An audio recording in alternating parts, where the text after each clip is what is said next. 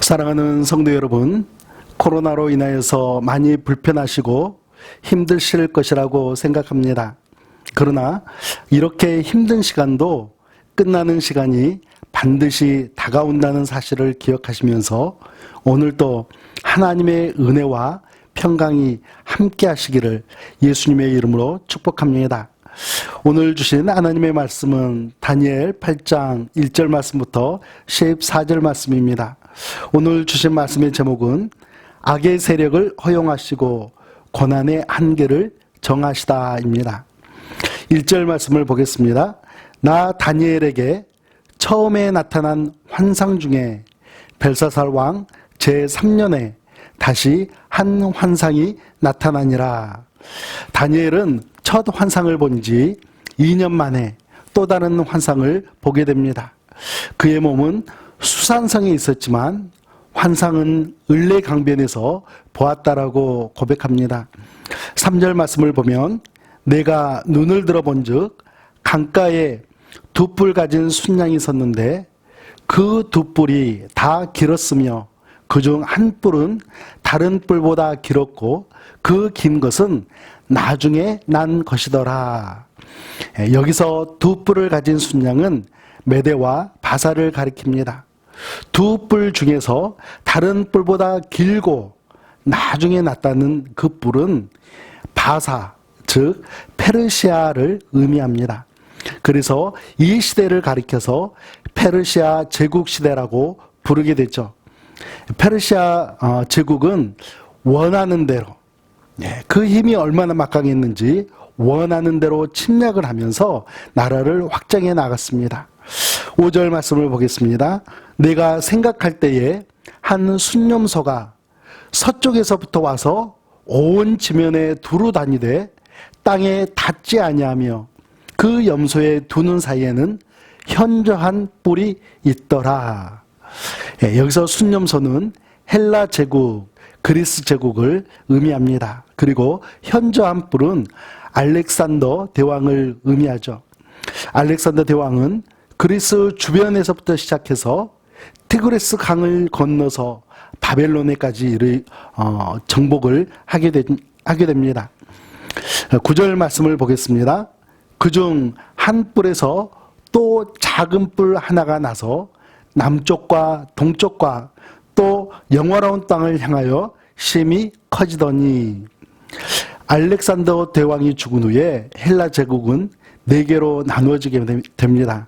그리고 그 중에서 작은 뿔이 하나 나오는데 거의 모든 신학자들이 말하기를 셀류쿠스 왕조의 제8대 왕인 안티오코스 4세 에피파네스라는 그 왕이라는 것에 의견을 모으고 있습니다.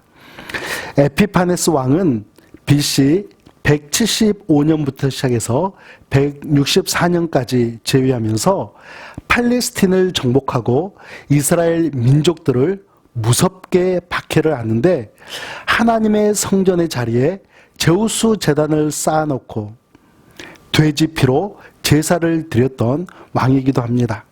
여러분, 이 모습을 지켜보고 있던 이스라엘 백성들, 하나님의 백성들의 심정은 어땠을 것 같습니까?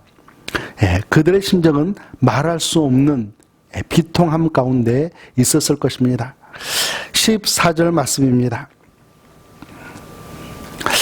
그가 내게 이르되 2300주야까지니 그때의 성소가 정결하게 되리라 하였느니라.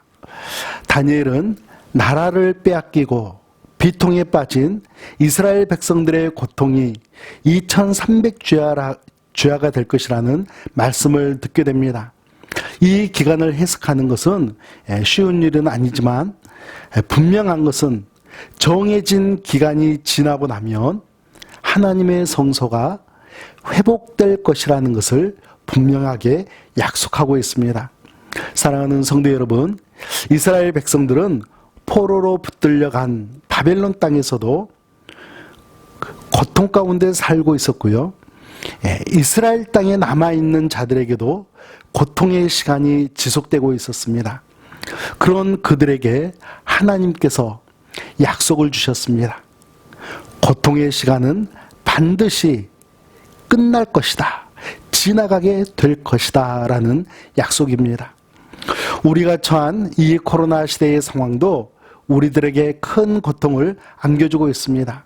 그러나 하나님께서 정하신 시간이 다가오고 있다는 그 사실을 여러분과 제가 기억하면서 하나님께 마음껏 예배할 수 있는 소망과 사랑하는 이웃들과 형제 자매들과 함께 기쁜 마음으로 성도의 교제를 나누며 우리가 그 시간을 맞이하게 될 것을 준비하시는 여러분과 제가 되기를 원합니다.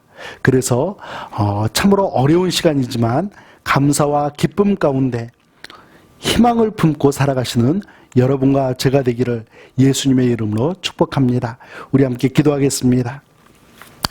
전지전능하신 하나님, 저희에게 고난도 허용하시지만 그 고난에 한계를 정해놓으신 하나님께 감사를 드립니다.